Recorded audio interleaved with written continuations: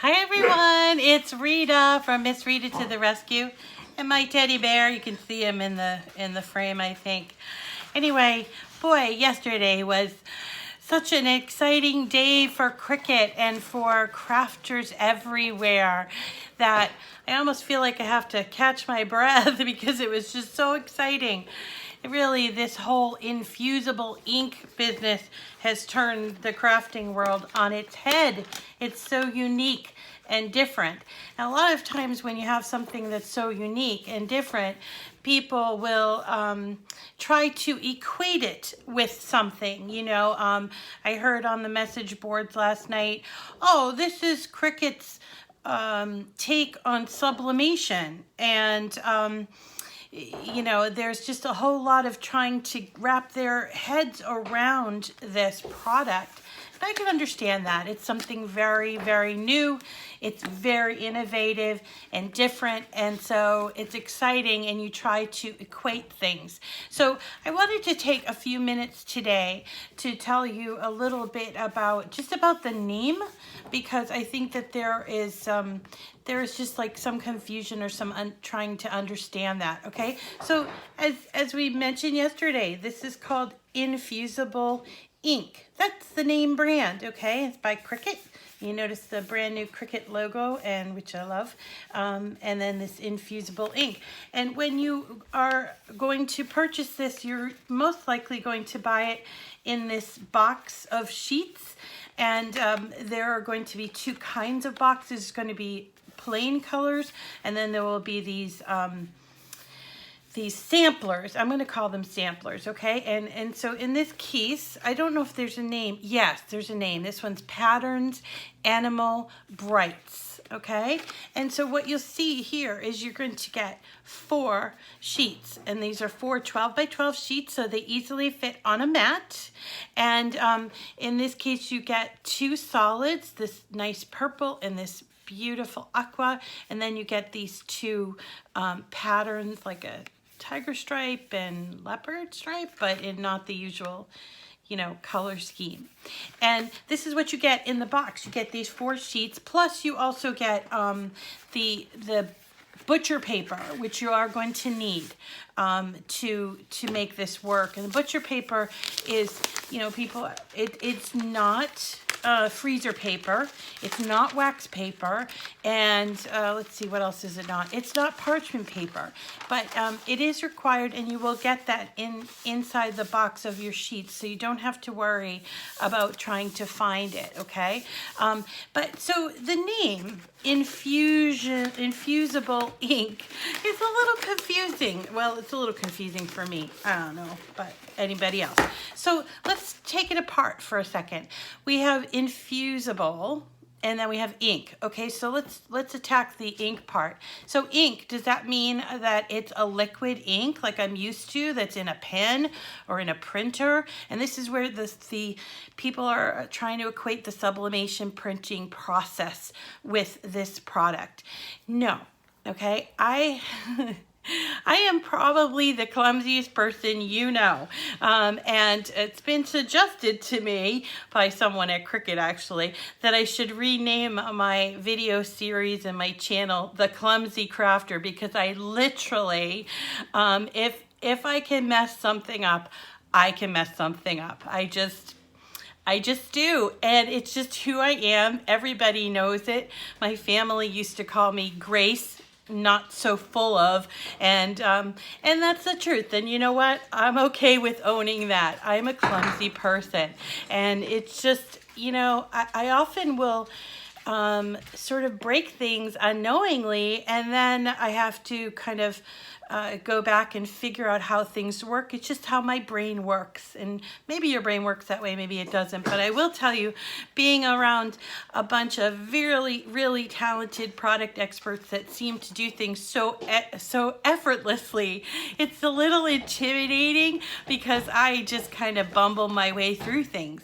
But I kind of try to look at it as, now I can make the mistakes so you don't have to, and I can kind of explain them to you so you don't run into the same problem as I have run into. So that's how I explain it away. So anyway, I get off on a tangent, and that's only just to tell you that ink, ugh. Oh my gosh, I tried calligraphy once and the ink was everywhere. There is no way that I could deal with a product that was just a bunch of ink, which is what sublimation printing is about.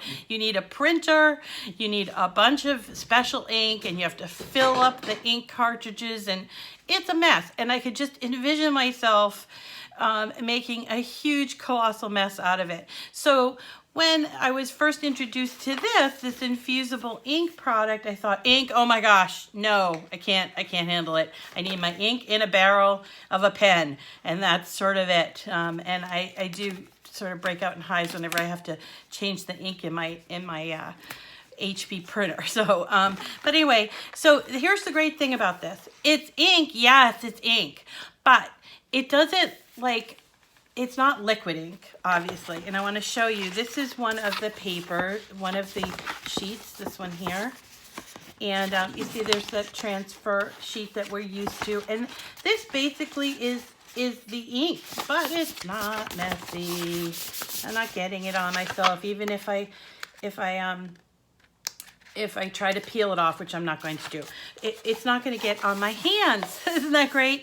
Now, be careful, because if you have wet hands, it will lift, and that does happen.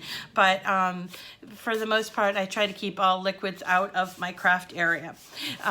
So anyway, so what you're getting is you are getting this ink that's on this paper. No mess.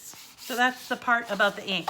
Now, what about infusible? When I think about the word infusible or infusion, or to infuse something, what does that mean?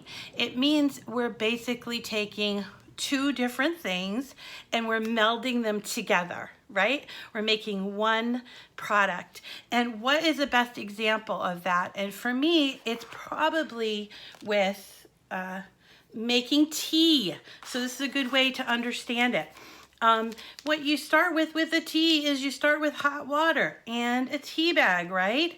And what happens? You take this tea bag, and this is my exception to having liquids in my craft room so that I can just show you. There's this tea bag that's dry, and you've got this heat and this water, and then boom, you put that in there and it creates tea for you. Now, can you go back and take the tea out of the water? No. The tea has become, the liquid has become an infusion. It's the same kind of process that you would do if you were infusing, say for instance, an essential oil into some cocoa butter, or anything like, in any type of way that you're trying to get two different products into and making one, so that they cannot be taken apart. You're making this is science, folks. You're making a brand new product out of two separate products. And so that's where the name infusible comes in. Okay, is that we're actually using heat, and in this case it's not water. You're using the heat of your easy press iron, and it turns what's on this paper, which is an ink, it turns it to a gas. And then that gas, which it becomes, it becomes like a gas is sort of a liquid. It's not really, but okay, let's just for the sake of for argument, it's kind of like it becomes this sort of object. And then when you're putting your sandwich together, boom, you end up with a product that is nearly indistinguishable. Okay, so here you go. Here is a piece of fabric that was done with infusible ink, and I'm going to get really, really close. I want you to see this because there are no seams.